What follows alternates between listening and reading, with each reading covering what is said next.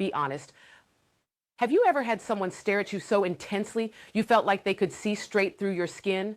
Odds are that person was an INFJ, the rarest personality type in the world, less than 2% of the population. And today, we're diving into the 7 creepy but strangely fascinating things all INFJs secretly do.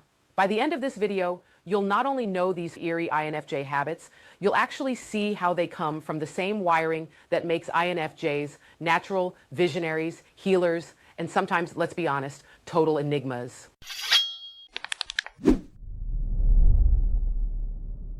The INFJ stare. It's not flirty, it's not romantic, it's analysis. Picture this, you're in a meeting and your INFJ coworker locks eyes with you while you're explaining an idea. You squirm, you second guess, but really, they're not judging. Their brain is downloading everything, your tone, your micro expressions, your emotional state. Think Barack Obama when he pauses, looks straight at someone, and you feel like he just read your diary. That's the INFJ stare. It unnerves people, but for INFJs, it's simply their intuition and focus at full throttle.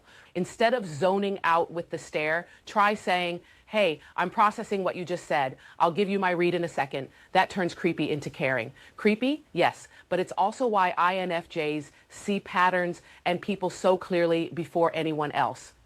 Reason number 2, the solitude spiral. INFJs don't just like alone time, they require it. And here's why it comes off as creepy. We can be the warmest, most engaged person in the room and then vanish without warning.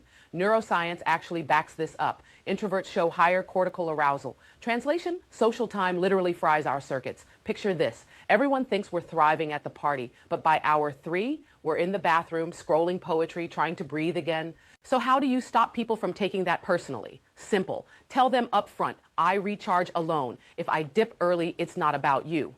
That one line sets expectations and stops the ghosting story before it starts. Reason 3, the invisible ledger. This one's eerie because no one sees it. INFJs keep track of everything. Your birthday, the last fight, the time you said, I'll call you back, but didn't.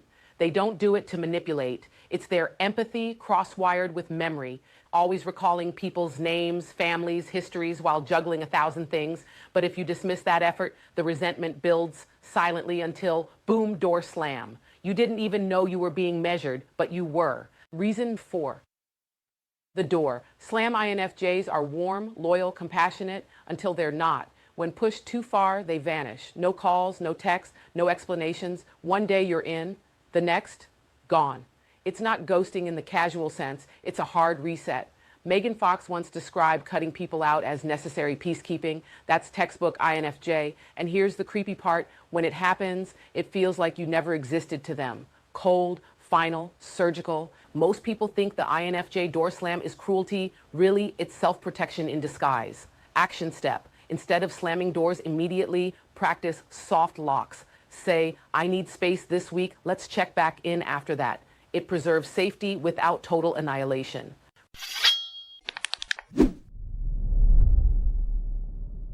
Reason 5, the spiral into obsession. Normally calm and thoughtful, but under stress, INFJs flip. Their inferior function, extroverted sensing, takes over, and suddenly the Zen counselor is binge shopping at 2 a.m., stress-eating DoorDash, or deep-diving conspiracy theories. Remember when Kanye West went from thoughtful lyricist to chaotic Twitter meltdowns? That's an exaggerated INFJ C-grip energy. To outsiders, it's creepy because it feels like possession.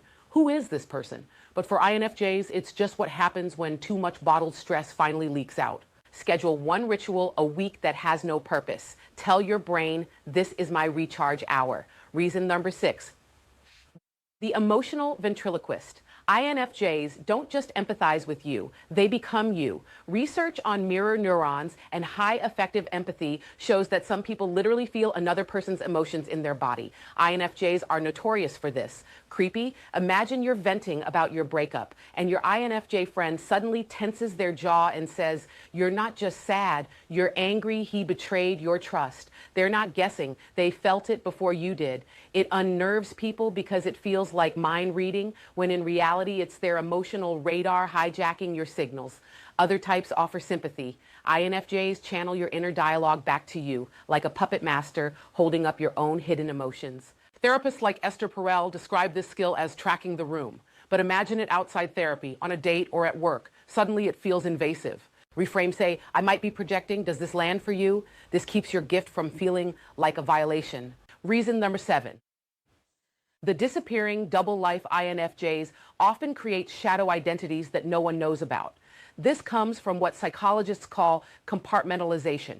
Because they process so much internally, they carve out hidden lives, secret journals, burner social accounts, even alternate friend groups. To outsiders, it's creepy. You thought you knew them, but then you realize there's an entire version of them you never met. This isn't manipulation, it's self-preservation. INFJs protect their core self by building layers. The creepy part, they can vanish from one identity, job, friendship circle, online presence, and reappear fully alive in another, like they've been rehearsing a parallel life the whole time. Think Donald Glover, Childish Gambino, comedian, writer, actor, rapper, whole different personas coexisting. That's INFJ energy. You only get the mask they've chosen until one day they flip it and reveal another world. Reframe script. Before it explodes into distrust, offer a glimpse. I've got a side project you don't know about. Want a peek? It turns mystery into intimacy. So yeah, INFJs stare too long. They keep ledgers you didn't know about. They drop people like a CEO firing an employee. They obsess, they spiral, they vanish. Creepy? Maybe. But every one of those habits comes from the same wiring that makes them powerful: deep intuition, fierce empathy, and a relentless sense of purpose. If you're an INFJ, stop apologizing for your intensity. Learn to set boundaries before you need the door slam. If you love an INFJ, don't get spooked. Learn to respect their quirks, and you'll get loyalty most people only dream of. So what do you do if these 7 creepy INFJ traits feel uncomfortably familiar? You reframe them. Staring becomes listening. Emotional ventriloquism becomes validation. Door slams become boundaries. Double lives become creative outlets. Purpose obsession becomes direction. Perfectionism becomes iteration. Solitude becomes self-care. If people admire, then ghost you. It's not proof you're unlovable. It's proof your intensity needs context. Action steps. 1. Pick one reframe script from this video and test it in your next conversation. Number 2, journal which of these 7 habits shows up most in your relationships. Number 3, share this with a friend who always wondered why you're both magnetic and misunderstood. Your turn, which of these creepy INFJ traits do you relate to most? Drop it in the comments. I'll be replying. And if you want to stop the cycle of being admired and then abandoned, binge the rest of the INFJ series. Subscribe, turn on notifications, and if you want the full deep dive into my own INFJ journey, check out my book, The 2 AM Code. Because being INFJ isn't about being creepy.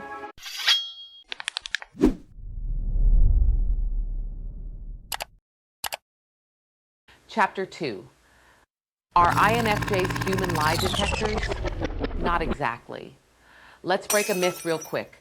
INFJs are not psychic. We're not FBI agents in hoodies. Yes, we sense deception, but that doesn't mean we're always right. Intuition is a pattern language. It reads tone, pacing, eye contact, breath, even silence. But trauma can speak the same language. Carl Jung called this the shadow self, the part of us we repress.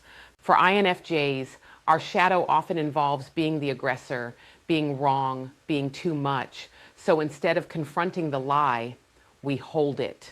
Inner child visual, shadow metaphor unfolding. We say we're peacemakers, but let's be honest. Sometimes we're just trying not to lose the connection. INFJs don't confront liars because we can't see them. We don't confront liars because we already feel the cost of the confrontation. Chapter 3. How INFJs spot lies and so can you. Let's talk about what most people miss when it comes to deception. Because yes, INFJs are intuitive, but intuition isn't magic. It's pattern recognition, powered by silence. What's really important is being good at detecting change. So the conversation starts normally, where are you from, what do you do, some basic information I'm getting out of this person.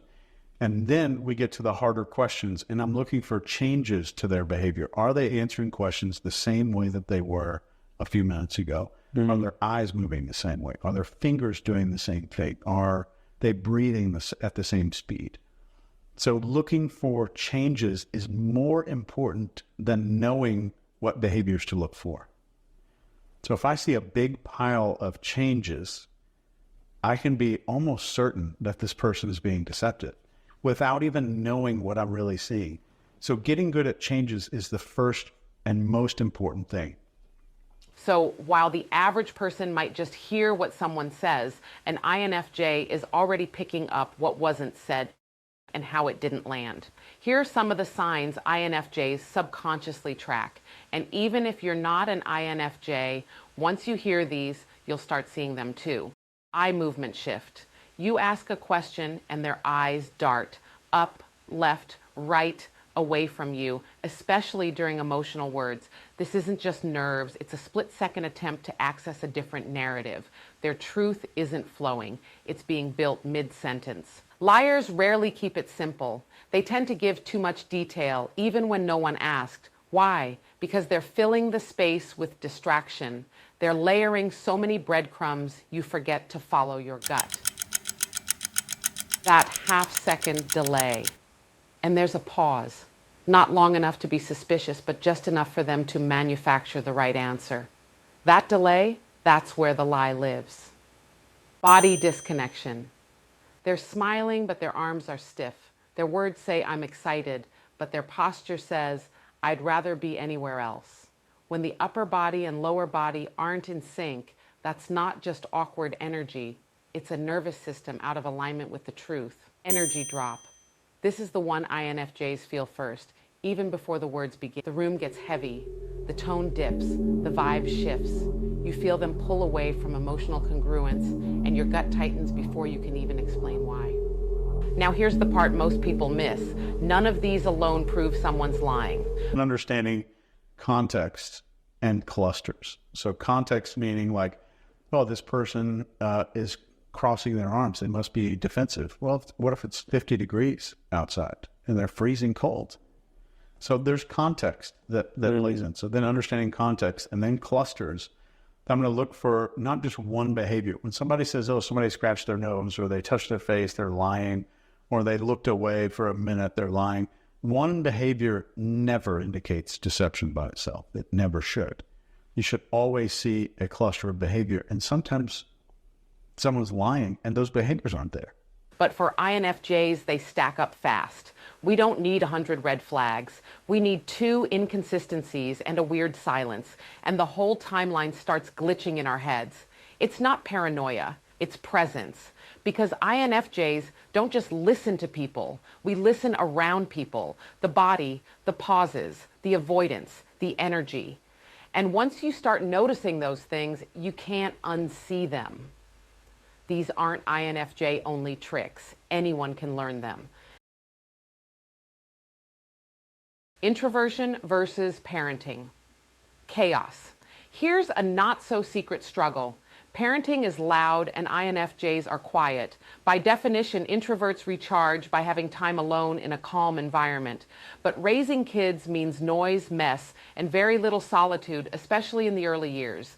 An INFJ parent may adore their children to pieces, yet still feel utterly frazzled by the end of a day filled with constant chatter, crying, and the ubiquitous, "Mommy, Daddy, look at this." One INFJ mother quipped, "I stay up far too late to get my alone time. It's ridiculously hard to force myself to bed when I'm wallowing in all that solitude."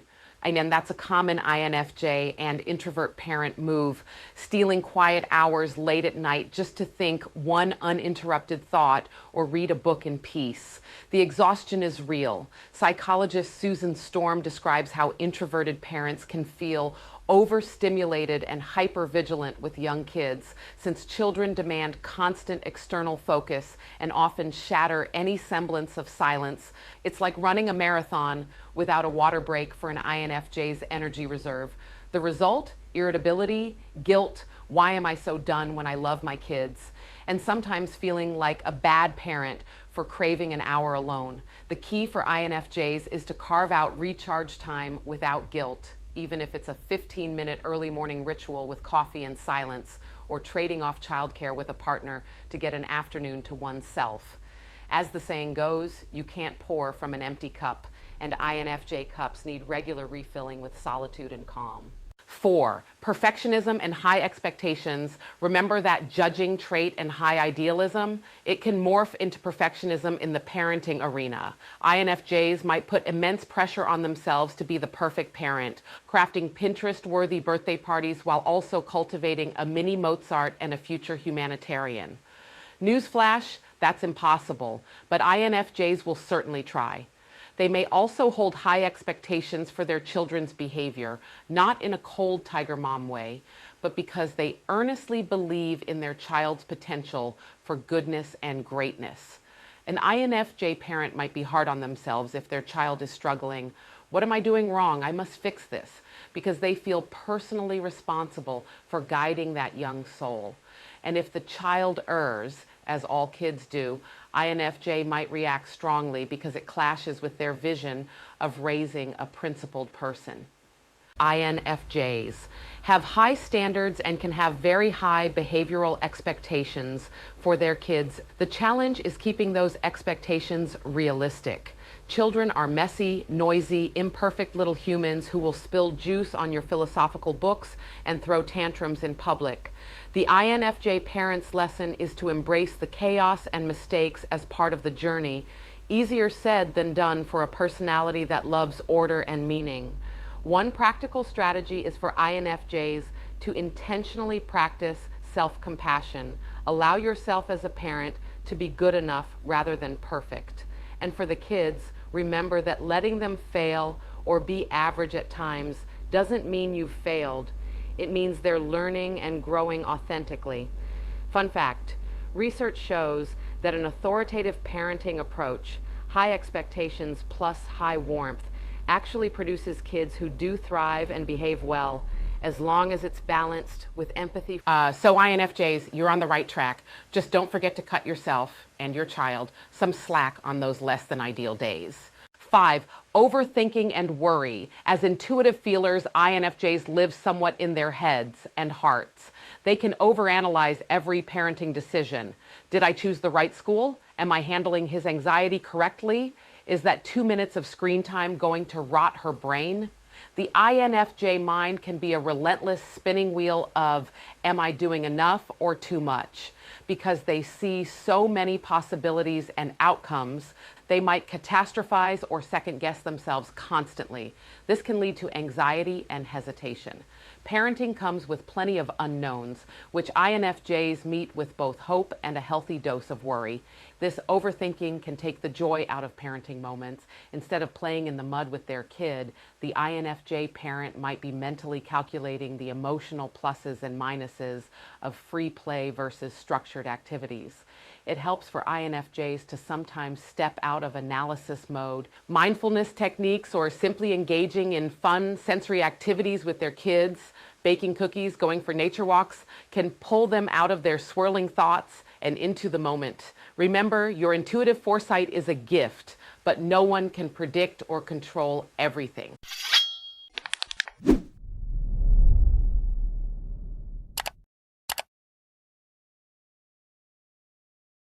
Sometimes the best thing is to trust that you're raising your child with love and let life unfold without trying to mastermind every detail.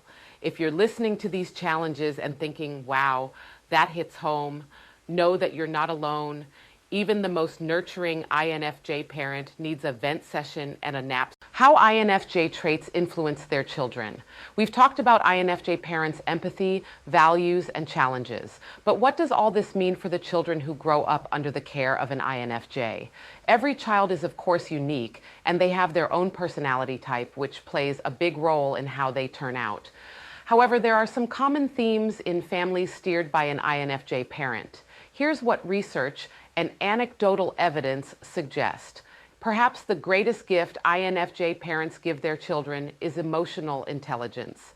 By modeling empathy and talking about feelings, they essentially train their kids in the art of understanding and managing emotions.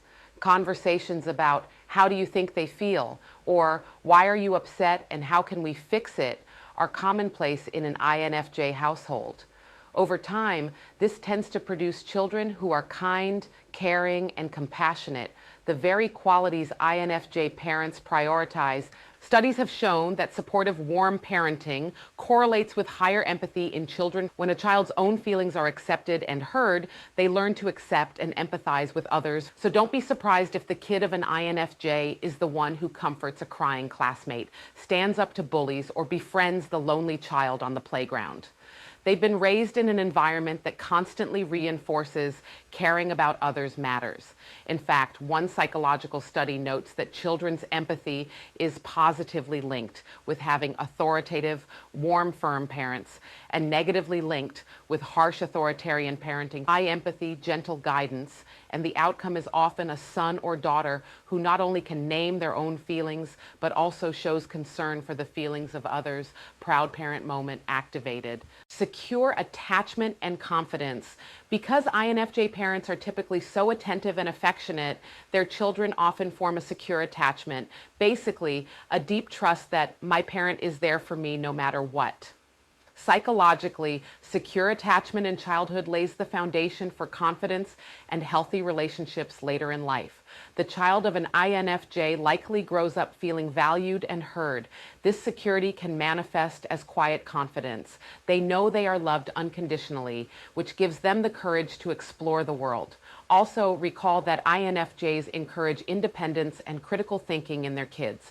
They're not helicopter parents so much as philosopher parents. For example, an INFJ might let their child make age-appropriate choices, what to wear, how to spend their allowance, within the safety net of parental guidance.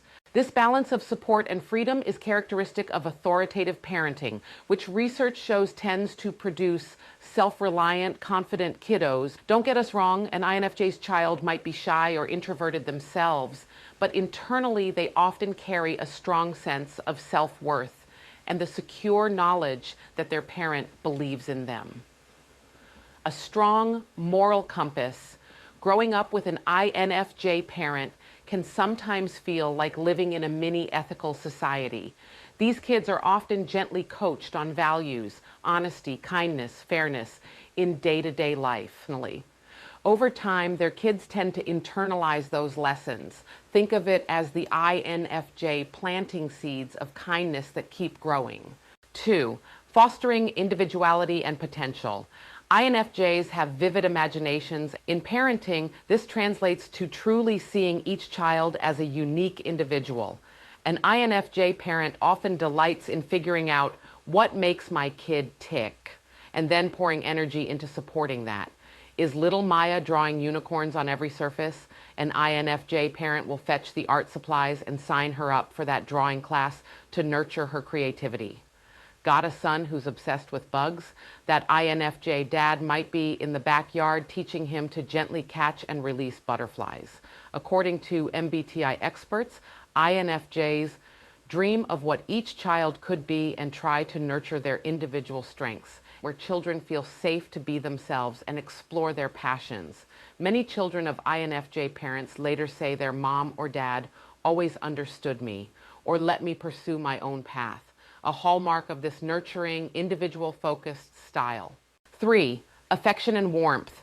Despite being introverts, INFJs aren't distant or cold. They often shower their kids with affection, hugs, kind words, quality time, and strive to make home a loving sanctuary.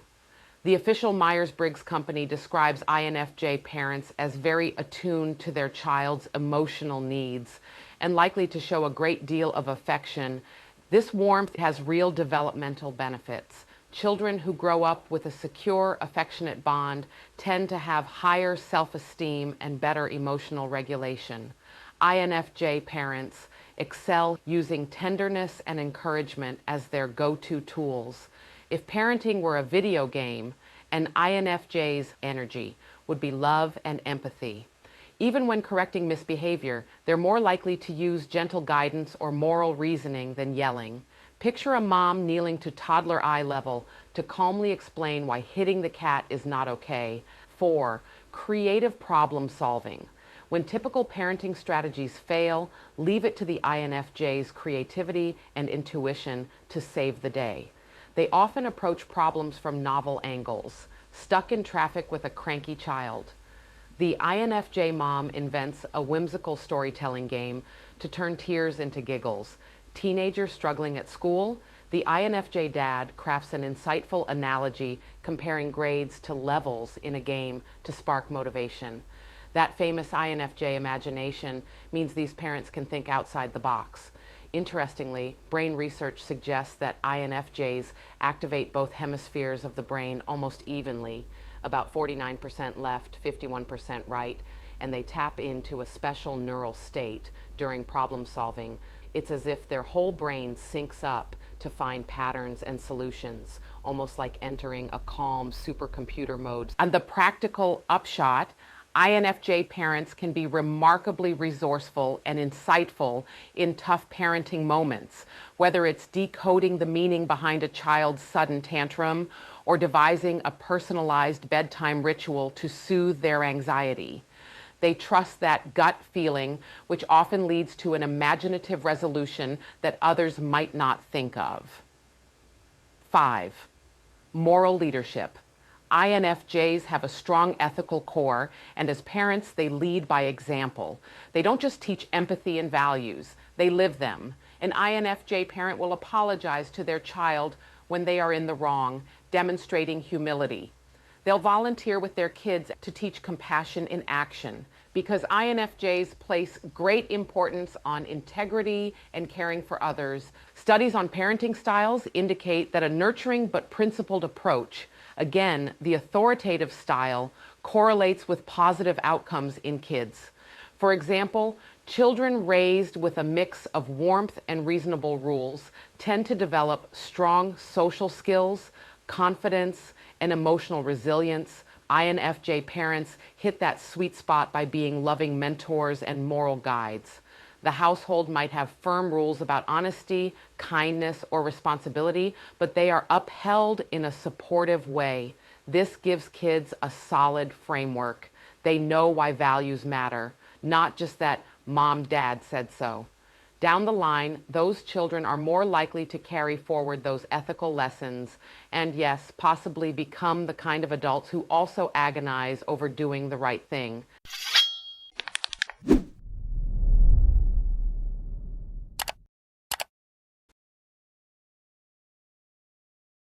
This is the secret tug-of-war inside the rare INFJ, where empathy meets X-ray intuition and ideals collide with reality. Are you the 4-wing 5 creative depth? Or the 1-wing 9 principled calm? In minutes, decode patterns that explain your burnout, your boundaries, your purpose, and finally make them work for you. Backed by psychology, grounded in real life, no fluff. Meet your mind. Welcome to the INFJ Times Enneagram series. Do you ever feel like you're living two lives in one INFJ heart? One part of you aches to express your unique soul, while the other quietly insists you must be perfect and do what's right. It's a relentless tug of war, a beautiful struggle that only an INFJ would understand. You sense everyone's emotions like a sixth sense, yet inside you're torn between the dreamy artist and the moral compass. Sound familiar? If you're an INFJ caught between your idealism and your identity, stick around. This video will speak to your soul. INFJs are known as the rarest of the 16 personality types, gifted with a combination of deep empathy and insight so powerful it can seem almost supernatural. You might intuitively pick up on what others feel or need without a word spoken. This high emotional intelligence is a double-edged sword. It gives you profound understanding of people, but it also makes you feel so much that you risk losing yourself in others' emotions. In fact, your INFJ intuition, NE, often whispers the truth about people's motives, yet your empathy, FE, can be so strong that you ignore that inner voice to avoid hurting someone. You've likely felt it, that inner conflict between staying true to yourself and meeting everyone else's needs. It's no wonder INFJs struggle with boundaries and authenticity. Many of us grow up learning that others don't see the world the way we do, so we hide the parts of ourselves that people don't understand. We become chameleons, blending in to keep the peace. Yet deep down, we yearn to live authentically, to have the courage to be ourselves instead of who we think we should be in each situation. This tension between authentic self-expression and pleasing others is the quiet storm that brews in the INFJ soul. So where do the Enneagram types come in? Well, if you're an INFJ, you might have taken the Enneagram test or are thinking about it and found yourself resonating with type 4 or type 1. In fact, many INFJs turn out to be Enneagram type 4s, often with a 5 wing, while others lean toward type 1, commonly with a 9 wing. These two types highlight very different sides of the INFJ psyche.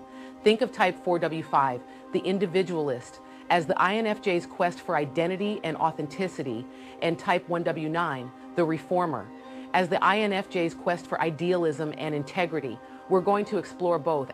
As you listen, you might start to recognize yourself more in one or the other, or perhaps in both. Let's dive deep into the heart of the INFJ, where the individualist and the reformer each leave their mark. INFJ and Enneagram 4W5 meet the INFJ individualist. This is the INFJ who feels like an old soul, a true original. You might find them journaling in a corner at a cafe or creating art that's achingly personal. They often carry a feeling that they're somehow different from everyone around them. Truth be told, they really are different. Their thought process is utterly unique, a blend of intense feeling and insightful thinking that fascinates others. INFJ 4W5s are driven by a relentless need to understand who they are and to express that truth creatively in the world. Life for them is a journey to discover their true identity and share it through art, words, ideas, with anyone who cares to listen.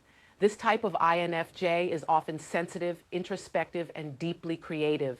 In fact, INFJ 4W5s rank among the most sensitive and anxiety-prone of personalities. Emotions run deep in their veins. When inspiration or heartache strikes, they feel it fully. You may see it in their eyes, that distant, dreamy look of someone who lives in a world of meaning that others can't quite touch. They might appear reserved or quiet on the outside, but get them onto a topic they're passionate about, and they'll light up talking with energy for hours. This is the friend who won't shine at small talk, but hand them a conversation about the meaning of life, a song lyric that moved them, or an injustice that stirred their heart, and they'll surprise you with their fire. Authenticity is everything to an INFJ 4W5. They must be true to themselves. They don't care about following the crowd or fitting into society's cookie-cutter molds. In fact, both INFJs and Type 4s march to the beat of their own drum, ignoring mainstream expectations for how they should think or dress or live. If you're a 4W5, you know the feeling of craving to be understood for who you truly are, not what others assume you to be. You likely have a rich inner world, perhaps filled with imaginative stories, symbolism, maybe an affinity for music, poetry, or other arts as an outlet. This is how you channel your swirling emotions into something meaningful. Both INFJs and Enneagram 4s share a powerful creative streak, using creativity to express their feelings and unique view of the world. But with that gift of uniqueness comes a shadow. For the INFJ individualist, the deepest fears boil down to a few heartaches: a fear of failure, a fear of dependence, and a fear of being ordinary. Failure isn't just failing at a task. It feels like a failure of self. When things fall apart, an INFJ 4W5 might secretly question the very grounds of their identity. If my project, my art, my effort failed, does that mean I am a failure? They also fear relying too much on others. Many INFJ 4W5s had early experiences that taught them dependence can lead to hurt or disappointment, so they learn to be fiercely independent, sometimes to the point of pushing others away. And being ordinary, that can feel like the ultimate shame. Not being recognized as special or one of a kind equates to being unlovable or insignificant in their eyes. They simply cannot accept the idea of just blending in, because to them, being like everyone else means their life might lack purpose or meaning.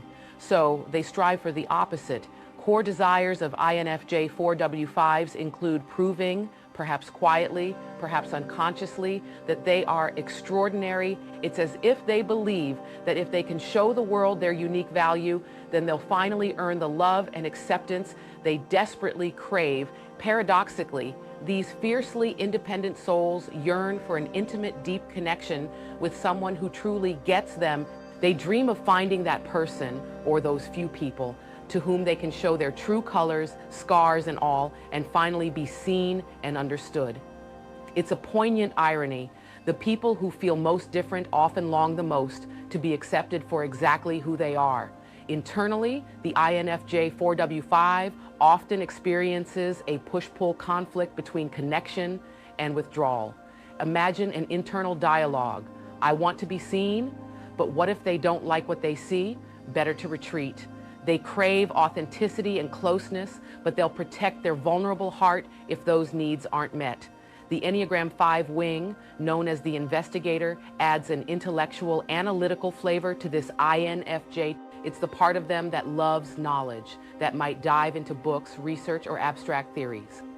Thanks to this 5 wing, INFJ 4W5s can appear more structured and logical than a typical INFJ. They can step back and analyze their feelings with a surprisingly cool head at times, thinking and feeling at the same time to reach deep, authentic insights. This means when life gets overwhelming, an INFJ 4W5 might cope by analyzing the chaos, trying to make sense of their turbulent emotions through logic, or by finding patterns and meanings. There's a certain balance in the INFJ 4W5 between heart and mind. They rely on intuition and feelings, yes, but they also lean on intellect to navigate an uncertain world. It's as if emotion is the paint and logic is the brush. Together, they create the INFJ 4W5's understanding of life. This balance can be a gift. Their ideas and perspectives are distinct, deep, and authentic because they integrate reason with passion. They might, for instance, use their artistic expression not just to vent feelings, but to explore philosophical questions or universal truths about humanity.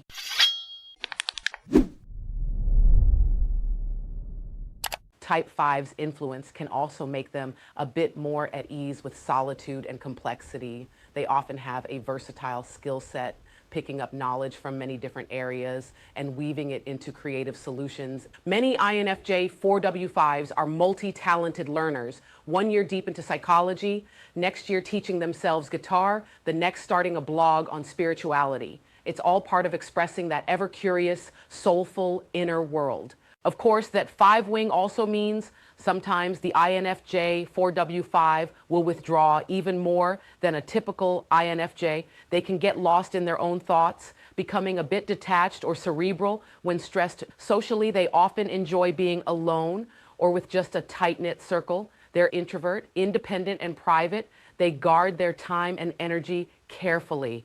And yet, they're not antisocial, far from it. When among close friends who share their values or passions, INFJ 4W5s can be the life of the small party, animated and engaged. They might even seem like extroverted introverts around the right people. It's all about depth. Shallow interactions drain them, while meaningful ones invigorate them. Now let's talk about mood. INFJ 4W5s can ride some intense emotional waves. Both INFJs and Type 4s are prone to moodiness and can feel fragile when life gets hard. If you relate to this, you know you're not doing it on purpose. You just feel so much. At times you might feel melancholy without even knowing why, or swing from creative euphoria to feeling misunderstood and back again. This emotional richness means you're attuned to the human condition, often empathizing deeply with others' pain, but it can also weigh on you. The world's suffering or your own can seep into your soul and make you need to retreat to process it all. There's a fragility and a resilience combined here. Fragile because harshness hits you hard. Resilient because you transform pain into insight or art again and again. Perhaps the most poignant conflict for the INFJ individualist is the battle between self-acceptance and self-critique. On one hand, you strive to be utterly yourself, authentic, unique, real. On the other, you carry a secret sense that something in you might be missing or flawed, a common burden of Enneagram 4. You set yourself apart from the mainstream to stay true to your vision, yet in the dark of night you might wonder, am I too different? Is there something wrong with me? It's a bittersweet paradox. The very refusal to conform that makes you special can also make you feel isolated or broken.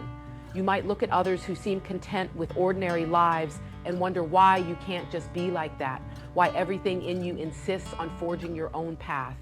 If this is resonating, you're likely familiar with that ache of feeling misunderstood. INFJ 4W5s often feel like nobody truly understands them, or at least it's rare to find someone who does. It can be a lonely road, but know this, you are far from alone in that feeling. Many INFJs share this secret loneliness, and it doesn't mean you're flawed. It means you perceive life on a level others often don't see. Your mission, if you choose to accept it, is to embrace your individuality without letting the loneliness consume you. Use it to connect in your own way, through your creativity, your empathy, your one-on-one heart-to-hearts with those who do value the real you. Are you feeling that description deep in your bones? The longing to be seen for who you are? The tendency to hide because you're not sure anyone truly will? If so, you might be living the INFJ 4W5 experience. But maybe there's another voice inside you, one that speaks of duty, of doing better, of being good enough in a moral sense. Maybe you resonate with another side of INFJ altogether.